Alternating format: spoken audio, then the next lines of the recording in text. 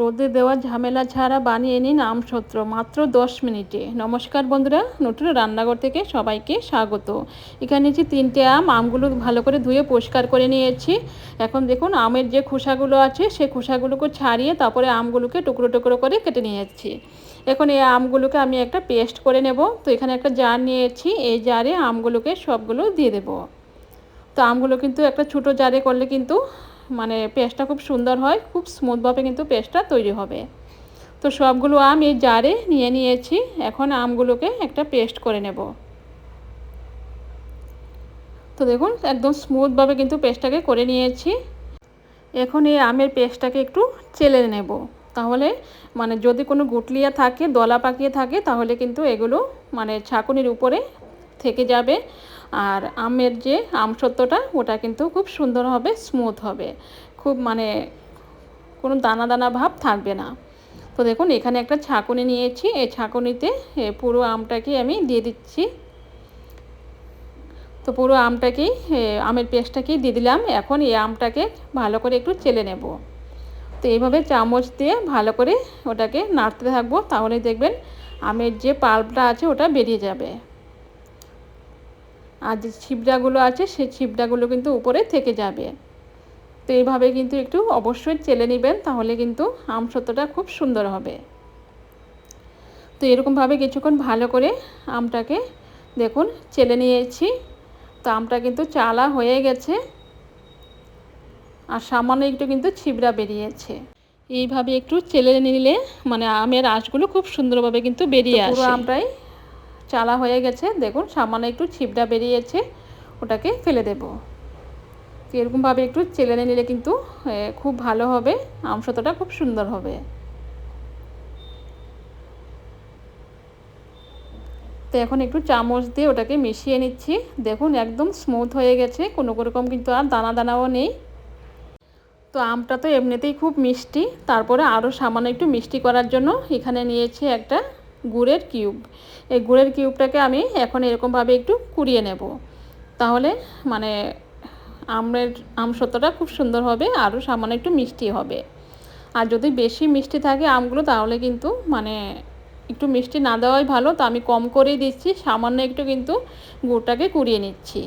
তো আপনারা কিন্তু ইচ্ছে করলে গুড়ের বদলে চিনিও দিতে পারেন। এখন এই গুড়টাকে এখানে একটা প্যানে নিয়ে নিচ্ছি আর গ্যাসটাকে অন করে দিয়েছি। গ্যাসটা কিন্তু মিডিয়াম ফ্লেমে আছে। এখন এই গুড়টাকে একটু নাড়াচাড়া করে মিশিয়ে নেব। তো দেখুন গুড়টা কিন্তু মানে খুব আঠালো আঠালো হচ্ছে। তো এখন সামান্য একটু দিয়ে দেব জল। জল দিলে কিন্তু গুড়টা খুব সুন্দরভাবে কিন্তু গলে যাবে। তো সামান্য একটু জল দিয়ে দিলাম। এখন ভালো করে গুড়টাকে মিশিয়ে নেব।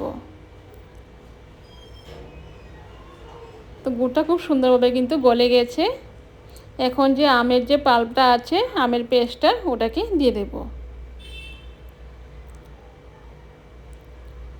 তো সবটুকু আমের পেস্ট দিয়ে দিয়েছি। এখন ভালো করে মিশিয়ে নেব। কিছুক্ষণ ভালো করে মিশিয়ে নিতে হবে, যতক্ষণ পর্যন্ত না ওটা মানে একটা আঠালো ভাব আসছে, ততক্ষণ পর্যন্ত কিন্তু মানে ওটাকে ভালো করে এরকমভাবে জাল করে নিতে হবে। তো এইভাবে অনবরত ওটাকে জাল করে নিতে হবে। তো দেখুন কত সুন্দর টকবক করে ফুটছে, এরকমভাবে কিন্তু একটু ফুটিয়ে নিতে হবে। এখন দিয়ে দিলাম সামান্য একটু বিট লবণ আর সামান্য একটু হাফ চামচের মতো কাশ্মীরি লঙ্কার গুঁড়ো, তাহলে কালারটা খুব সুন্দর আসবে। আর কাশ্মীরি লঙ্কার গুঁড়ো কিন্তু খুব একটা ঝাল হবে না, সামান্য একটু কালারের জন্য কিন্তু দিয়েছি। এখন ভালো করে একটু মিশিয়ে নেব। তো এরকমভাবে কিছুক্ষণ ভালো করে মিশিয়ে ওটাকে ভালো করে ফুটিয়ে নিতে হবে। যখনই দেখবেন যে একটা আঠালো ভাব চলে এসছে, তখনই ওটাকে নামিয়ে নিতে হবে। খুব একটা কিন্তু সময় লাগে না, 10 মিনিটে কিন্তু এই আমসত্ত্ব তৈরি হয়ে যাবে। তো দেখুন কত সুন্দর ফুটতে মানে টকবক করে ফুটছে, আর প্যান থেকে কিন্তু ওটা ছেড়ে আসছে। যখনই দেখবেন ছেড়ে আসছে, তখনই বুঝতে পারবেন যে ওটা হয়ে গেছে। এখন ওটাকে নামিয়ে নেব, ওটা হয়ে গেছে। এর থেকে বেশি আঠালো করলে কিন্তু ওটা একদম চিপকে যাবে।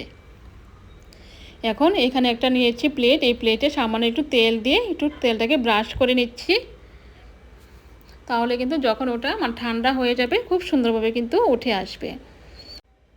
এখন এই যে আমের মিশ্রণটা আছে ওটাকে এই প্লেটে নিয়ে নিচ্ছি। তো সবটুকুই নিয়ে নিয়েছি।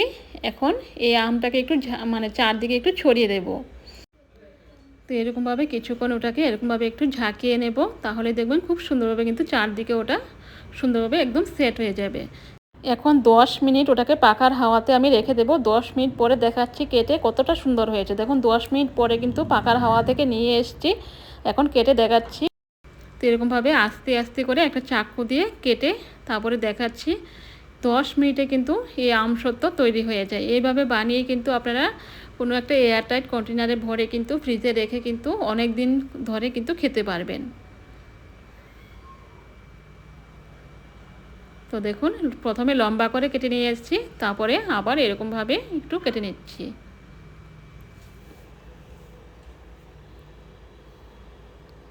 আর যদি মনে করেন মানে সঙ্গে সঙ্গেই খেয়ে নেবেন, তাহলে কিন্তু সঙ্গে সঙ্গেও খেয়ে নিতে পারেন। দেখুন কত সুন্দর হয়েছে, প্লেট থেকে কত সুন্দর উঠে আসছে। তো অবশ্যই একটু তেল দিবেন প্লেটে, মানে রাখার আগে আমের মানে মিশ্রণটা রাখার আগে একটু অবশ্যই তেল মাখিয়ে নেবেন প্লেটে, তাহলে কিন্তু আর মানে ওটা চিপকে যাবে না। খুব সুন্দরভাবে কিন্তু ঠান্ডা হওয়ার পরে কিন্তু উঠে আসবে। দেখুন কত সুন্দর হয়েছে আর কত মোটা হয়েছে, দেখতেও কতটা সুন্দর হয়েছে, কতটা লোভনীয় হয়েছে। আর এই আমসত্ত্বটা কিন্তু আপনারা ফ্রিজে রেখে দিলে কিন্তু ঠান্ডা ঠান্ডা খেতে খুব মানে মজা পাবেন, খুব ভালো লাগবে। ওটা খালি খালি এরকমভাবে খেতে কিন্তু ভালো লাগে। দেখুন কত সুন্দর হয়েছে আর কতটা মোটা হয়েছে। তো খুবই সুন্দর হয়, দেখুন কতটা সুন্দর হয়েছে।